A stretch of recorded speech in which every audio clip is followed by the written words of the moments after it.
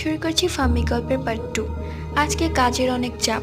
হাসপাতালের ওপরের কক্ষের থেকে বলা হয়েছে আজকে ফাম্মিকে নাইট ডিউটি দেওয়ার জন্য, কিন্তু এর আগে তো ফাম্মি নাইট ডিউটি দেয়নি।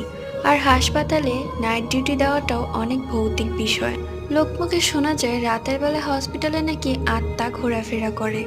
আর ফাম্মি যে তার হাজবেন্ডকেও কিছু বলে আসেনি, বাসায় গিয়ে রান্না চড়াতে হবে। আর বাসায় গিয়ে তার স্বামী হাত খরচার টাকা না পেলে তো মাথায় উঠিয়ে ফেলবে বাড়ি।